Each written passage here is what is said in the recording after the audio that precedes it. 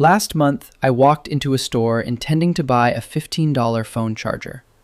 I walked out with a $200 blender I don't need, a set of knives I'll never use, and a backpack I already own.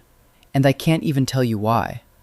That's when I realized something in my brain was hijacking my wallet. I'm not alone. You've done it too. You've gone to the grocery store for milk and come out with a scented candle, a new water bottle, and a bag of chips you didn't plan for. You've scrolled Amazon for a book and ended up with a weighted blanket and a set of Bluetooth earbuds. The purchases feel small in the moment. They feel justified. I deserve this. It's on sale. I'll use it eventually. But eventually never comes, and the stuff piles up. And so does the quiet guilt. So why do we do it? Why do we buy things we don't want, don't need, and often forget about within a week? The answer isn't about willpower. It's about psychology. Your brain is wired for reward, and modern retail has turned that wiring into a weapon. The first reason is what researchers call the dopamine loop. Every time you see something you desire, your brain releases a small hit of dopamine, the same chemical that drives addiction. That hit feels good. It makes you anticipate the purchase. But here's the trap. The dopamine peaks before you buy, not after. You get the reward while you're still deciding. By the time you own the item, the high is gone, so you buy another thing to chase the next hit. You're not buying objects. You're buying a chemical rush that evaporates the second you hand over your card. The second reason is loss aversion, a cognitive bias that makes you fear missing out more than you value your own money. When you see a limited time offer or only 3 left in stock, your brain screams, "You're losing something." It doesn't matter that you never wanted that item before. The fear of missing out overrides logic. Suddenly, a $40 gadget that sits on your counter for 2 years feels like a bargain because it's 30% off. But a 30% discount on something you don't need is still 100% waste. The third reason is emotional substitution. You buy to fill a void you didn't know you had. Stressed? Buy something. Bored? Buy something.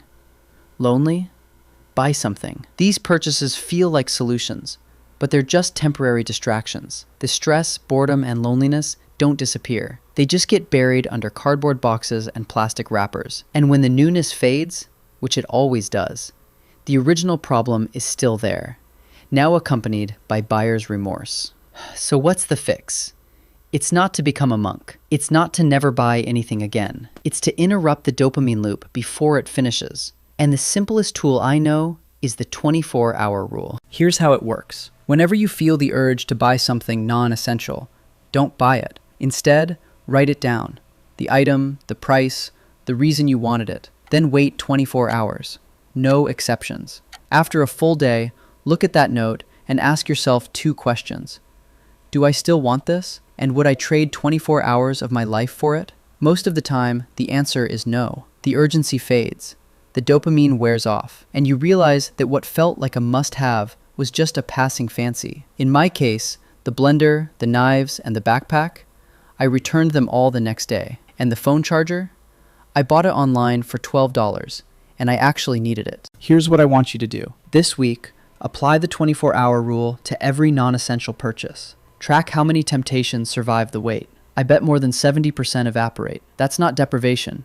That's freedom. Because every dollar you don't spend on a thing you don't want is a dollar you can spend on something that actually matters. I walked into that store to buy a charger and walked out with a lesson. The lesson is simple.